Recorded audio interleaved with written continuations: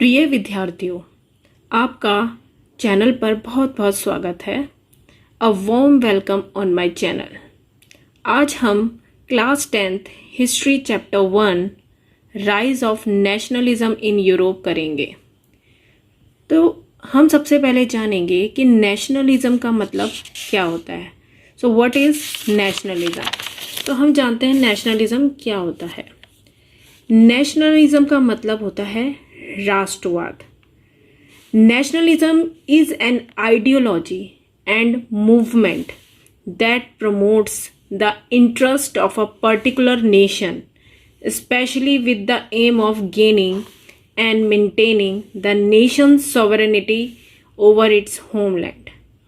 यानी जो नेशनलिज्म है यानी राष्ट्रवाद जो है ये एक विचारधारा है, एक आंदोलन है जिसके जरिए हम क्या करते हैं, हम लोगों में एक देशभक्ति की भावना को पैदा करते हैं, आप पैट्रियोटिक फीलिंग को पैदा करते हैं, डिवोशन टू वंस नेशन यानी अपने देश के प्रति समर्पण की भावना पैदा करते हैं ताकि वो अपने देश पर संप्रभुता, अपनी मातृभूमि पर संप्रभुता प्राप्त कर सकें और अपने देश को एक्सटर्नल इन्फ्लुएंस से बचा सकें।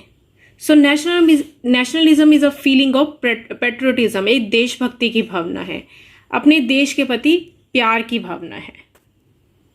The chapter rise of nationalism in Europe starts with a painting.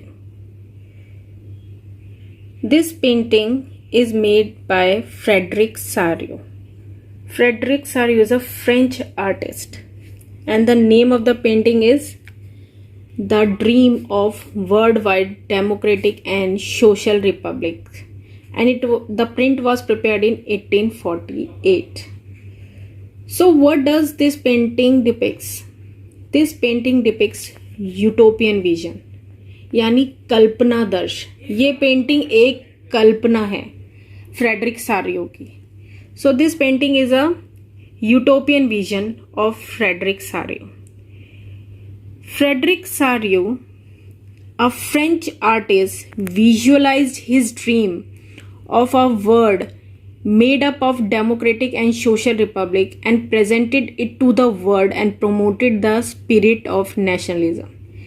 तो इस पेंटिंग की मदद से जो फ्रेडरिक सारियो है वो विजुअलाइज करता है अपने ड्रीम को, सोचता है अपने मतलब उस ड्रीम करता है कि किस तरह का वर्ल्ड होना चाहिए, दुनिया संसार किस तरह की होना चाहिए। So this painting it is a series of 4 prints. ये पेंटिंग जो है वो 4 चित्रों की श्रृंखला है। अब इस पेंटिंग में क्या डिपिक्ट किया गया है? This painting depicts statue of liberty and rally of people of Europe and America bearing flag. यानी इस पेंटिंग में क्या दिखाया गया है? Statue of liberty, this is statue of liberty and the rally of people bearing of Europe and America bearing flag. यानी इस painting में एक स्टैचू ऑफ लिबर्टी दिखाया गया है और उसके सामने ये लोगों की लाइन लगी हुई है, एक लॉन्ग ट्रेन ऑफ पीपल जो marching in a long train and offering homage to the Statue of Liberty. यानी एक स्टैचू ऑफ लिबर्टी के पास लोगों की एक लाइन लगी हुई है। During French revolution liberty was personified as a female figure. French revolution के टाइम पर जो आज़ादी होती थी, लिबर्टी को एक पर्सन की इमेज दी गई थी, यानी वो पर्सन एक फीमेल फिगर।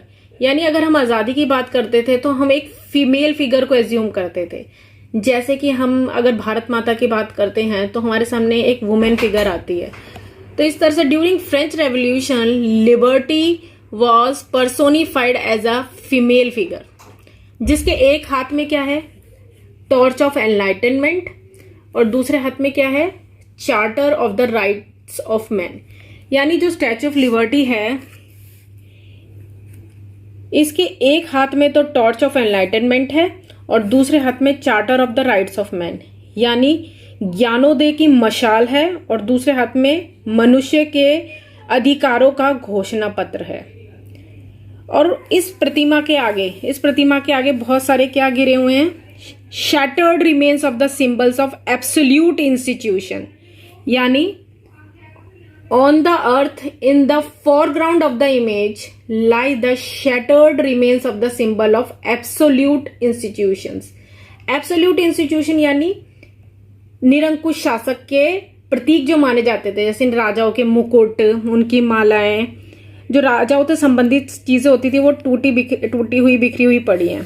तो एब्सोल्यूट मतलब होता है लिटरली अ गवर्नमेंट और system of rule that has no restraint on the power exercised. In history, the term refers to a form of monarchical government that was centralized, militarized and repressive. यानी एक ऐसी सरकार या शासन व्यवस्था जिसकी सत्ता पर किसी प्रकार का कोई अंकुश नहीं होता था, यानी राजशाही सरकार. तो इस तरह की सरकार के जो फ्रेडरिक सारियो वो क्या विजुअलाइज करता है कि जो निरंकुश शासक के प्रतीक माने जाते थे ना, जैसे उनके मुकुट, उनकी मालाएं सब टूटी बिखरी पड़ी हैं.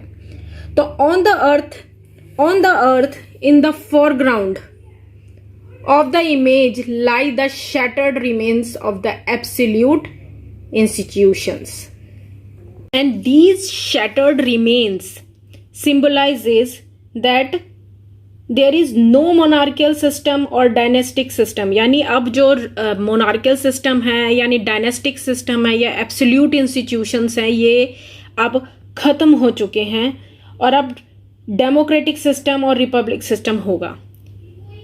सो this shatter remains depicts this. अब हम देखते हैं पेंटिंग में, there are countries leading the procession way pass the Statue of Liberty. There are countries leading the possession way past the Statue of Liberty are United States and Switzerland. They were nation states.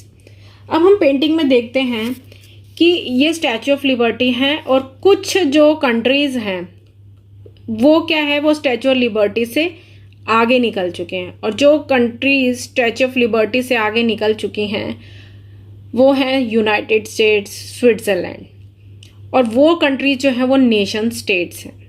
अब हम कह रहे हैं कि ये countries जो हैं जो स्टैच्यू ऑफ लिबर्टी से आगे निकल चुके हैं और हम उनको कह रहे हैं वो नेशन स्टेट्स हैं. तो नेशन स्टेट्स का क्या मतलब होता है? अ nation state refers to a country with well defined delineated boundaries resided by people with a similar culture, shared history and ethnic character. It is also supposed to have a government of its choice.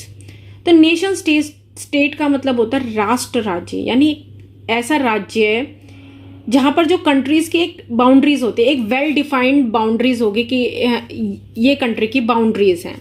वहां पे जो लोग रहते होंगे उनका culture एक होगा, उनकी हिस्टोरिकल बैकग्राउंड एक होगी, वो सब लोग एक ही हिस्ट्री शेयर करते होंगे, उन सबकी हिस्ट्री सेम होगी. एंड एथनिक कैरेक्टर, वो सब एक ही तरह के जाति धर्म उनसे संबंधित होंगे. और वहाँ जो गवर्नमेंट बनेगी वो उन्हीं की चॉइस की होगी. Nation state emerged after ओवरथ्रोइंग monarchy and dynastic rule in Europe. तो नेशन स्टेट तब बनती है जब डायनेस्टिक रूल या मोनार्कियल रूल को खत्म कर दिया जाता है, नहीं राजतंत्र को खत्म कर दिया जाता है, यानी डेमोक्रेटिक या रिपब्लिक सिस्टम एस्टैब्लिश होता है. In a nation state, citizens came to develop a common identity based on shared language, tradition and custom. तो उनकी सेम आइडेंटिटी होती है. आइडेंटिटी सेम कैसे होती है? क्योंकि उनकी एक लैंग्वेज है, वो एक ही तरह की लैंग्वेज शेयर करते हैं, उनका ट्रेडिशन से एक तरह रीति रिवाज है, उनके कस्टम एक जैसे हैं. तो इस तरह की जो सिटीजन जिनकी एक कॉमन आइडेंटिटी होती है तो वो नेशन स्टेट्स कहलाती हैं. तो हम बात कर रहे हैं कि जो कंट्रीज स्टैच्यू ऑफ लिबर्टी से आगे निकल चुकी हैं like United states and Switzerland, they were nation state. यानी इन्होंने मोनार्कियल सिस्टम को, डायनेस्टिक सिस्टम को खत्म कर दिया है. अब यहाँ पर डेमोक्रेटिक और रिपब्लिकन सिस्टम एस्टेब्लिश हो चुका है, यानी ये कंट्री नेशन स्टेट्स बन चुकी है. कुछ जो है यहाँ पर हम देखते हैं जो कुछ लोग जो है वो अभी यहाँ पर स्टैच्यू ऑफ लिबर्टी के पास पहुंचे ही हैं. Like France just reach the statue, यानी जस्ट बिकेम नेशन स्टेट. यानी यूनाइटेड स्टेट और स्विट्जरलैंड तो पहले बन चुके हैं नेशन स्टेट। फ्रांस अभी अभी अभी इसी मूर्ति के पास पहुंचा है, यानी अभी वो नेशन स्टेट बना ही है।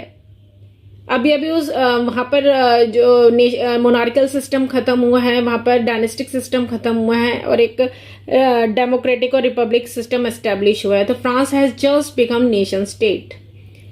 तीसरा हम देखते हैं, कुछ लोग जो हैं वो स्टैच्यू ऑफ लिबर्टी से अभी बहुत पीछे हैं, like Germany. Germany is behind, bearing the red, black and gold flag did not yet exist as a nation state. तो जर्मनी जो है वो अभी तक नेशन स्टेट नहीं बना है। Germany is lacking behind. लेकिन जो जर्मनी है, जर्मनी के अंदर अभी भी राष्ट्र राज्य बनने की चाह है। वो भी डेमोक्रेटिक गवर्नमेंट लाना चाहते हैं और रिपब्लिकन गवर्नमेंट फॉर्म करना चाहता है। तो Germany is behind bearing the red flag and a gold flag did not yet exist as a nation state. तो जर्मनी अभी पीछे है, वो नेशन स्टेट नहीं बना है। लास्ट हम पेंटिंग में देखते हैं, from the heavens above Christ, saints and angels gaze upon the scenes symbolize fraternity among the nations of the world।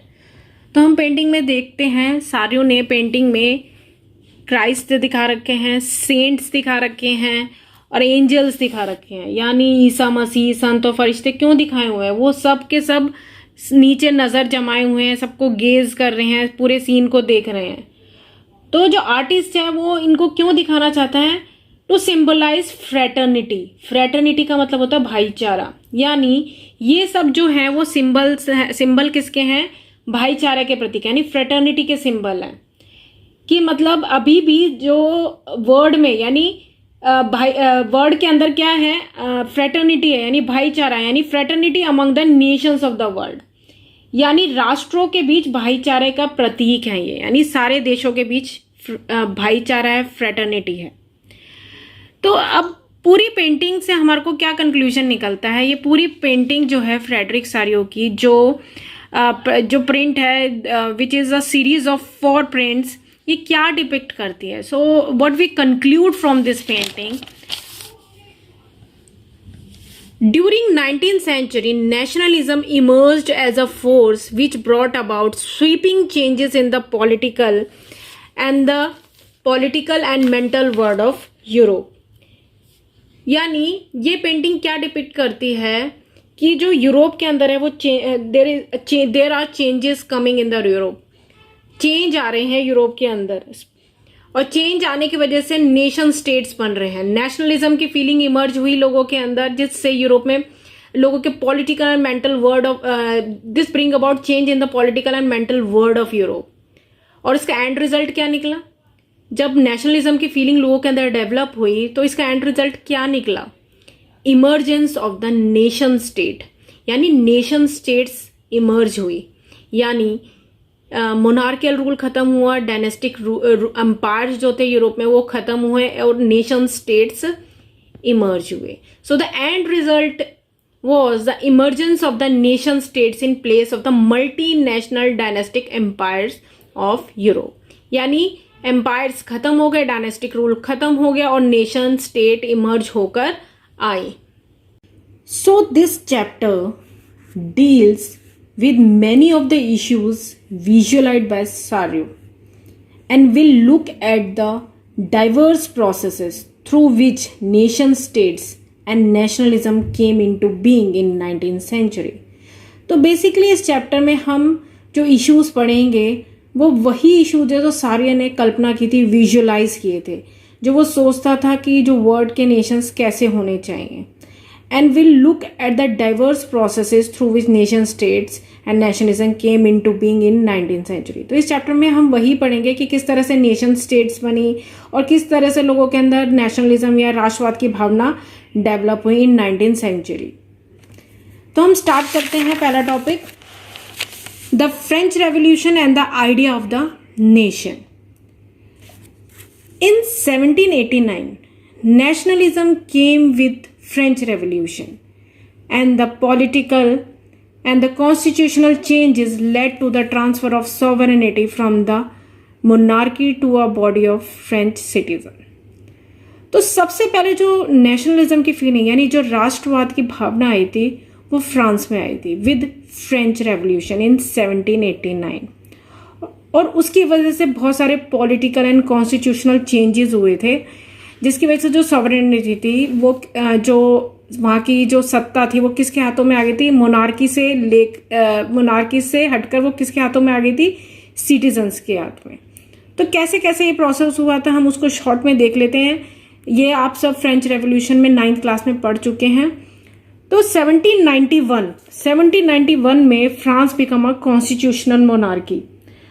तो इट्स मेन ऑब्जेक्टिव, जो कॉन्स्टिट्यूशनल मोनार्की बनाने के पीछे जो मेन ऑब्जेक्टिव था was to limit the powers of the monarch, कि राजा की जो पावर्स है, शक्तियां, उस पर एक लिमिटेशंस हो जाए। The powers instead of being concentrated in the hands of one person were now separated and assigned to different institutions: legislature, executive and judiciary. So constitutional monarchy आने से जो राजा की शक्तियां थी उस पर एक अंकुश लग गया था, और जो सारी जो शक्तियां थी, जो सारी जो पावर्स थी वो डिफरेंट इंस्टीट्यूशन को असाइन कर दी गई थी, like legislature, executive and judiciary. लेकिन 21 सितंबर 1792 पर it abolish monarchy and declared France a republic. France क्या बन गया, रिपब्लिक। रिपब्लिक क्या होता है, republic is a form of government where the people elect the government including the head of the government. यानी रिपब्लिक में लोग अपनी गवर्नमेंट खुद चुनते हैं और head of the state government भी खुद चुनते हैं। कोई हेरिडिटरी मोनार्की नहीं होती, यानी कोई वंशानुगत, यानी जो वंश दर वंश राजा बनते आते, इस तरह का कोई भी सिस्टम रिपब्लिक में नहीं होता। तो इस तरह से फ्रांस में पॉलिटिकल एंड कॉन्स्टिट्यूशनल बहुत सारे चेंजेस हुए। तो जिसकी वजह से जो संप्रभुता थी, जो वहां की सत्ता थी, वो राजतंत्र से हटकर किसके हाथों में आ गई, फ्रेंच सिटीजन्स के हाथों में आ गई। तो इस रेजोल्यूशन ने क्या प्रोक्लेम किया, that it was the people who would henceforth constitute the nation and shape its destiny।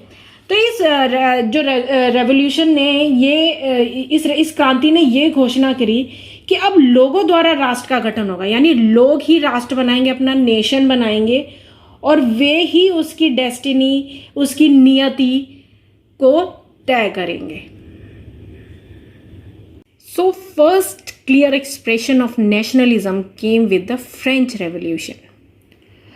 अब हमने देखा France become nation, France became nation, but how to develop sense of collective identity amongst the French people?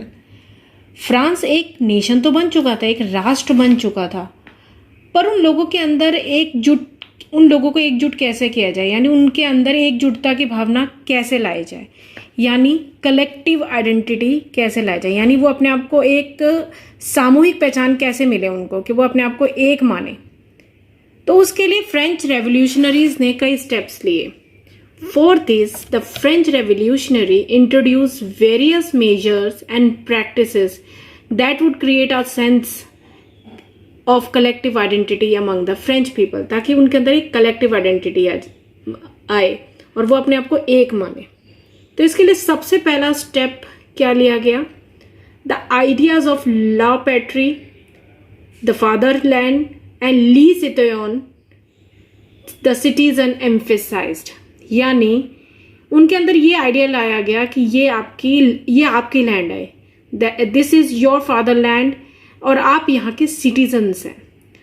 तो जब ये feeling आएगी तो वो अपने आप को उस लैंड से जुड़ा हुआ महसूस करेंगे और वो अपने आप को सिटीजन मानेंगे वहां का। Now second one, a new French flag, the try colour was chosen. जो उनका पुराना फ्लैग था उसके बदले एक नया फ्रेंच फ्लैग लाया गया जो ट्राई कलर था। Third, formation of national assembly, यानी जो पहले एस्टेट जनरल हुआ करती थी, वहां पर एस्टेट जनरल्स होती थी, अब उसकी जगह पर रीनेम कर दिया गया नेशनल असेंबली। आपको पता है कि फ्रेंच रेवोल्यूशन में जो पहले 3 एस्टेट्स होते थे और उनकी मीटिंग होती थी, वहां पे तीनों के रिप्रेजेंटेटिव जाते थे। तो estate general was the political body to which 3 estates send their representatives. तो अब उसकी जगह पर एक नेशनल असेंबली की फॉर्मेशन की गई। Fourth, new hymns were composed, oaths taken and martyrs were recalled. New hymns क्या होते हैं? हिम्स जो होते हैं ये इनके रिलीजियस सॉन्ग्स होते हैं, यानी धार्मिक गीत, मंत्र कह लो या स्तुतियां कह लो।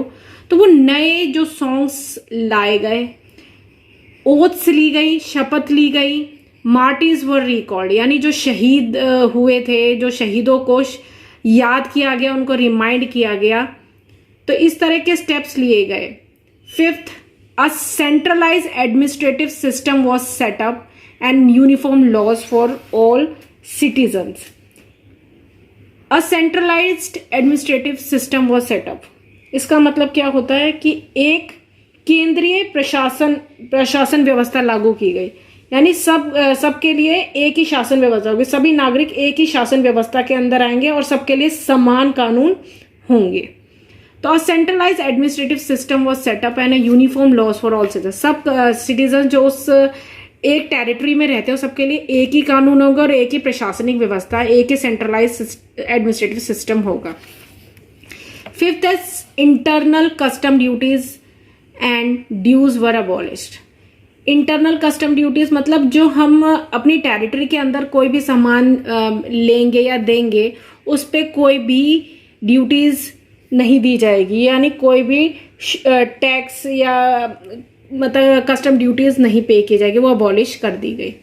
Seventh, uniform system of weights and measures adopted, यानी जो भार और नापने की एक समान व्यवस्था लागू की गई, यानी आप जो वेट्स और जो मेजर्स होंगे सब जगह सेम होंगे, यानी कोई भी चीज का वेट चाहे उस टेरिटरी के अंदर समान रहेगा।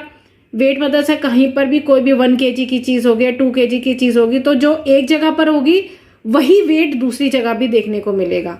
सेम ऐसी मेजर्स के साथ होगा। अगर मान लिया कोई 1 मीटर की चीज है तो अगर उसी टेरिटरी में अगर 1 मीटर की चीज इतनी है, मान ली ये सपोज करो ये 1 मीटर है, तो इस कहीं और से भी अगर लेंगे तो 1 मीटर सेम रहेगा, यानी यूनिफॉर्म रहेगा, वेट्स और मेजर सब जगह सेम रहेंगे।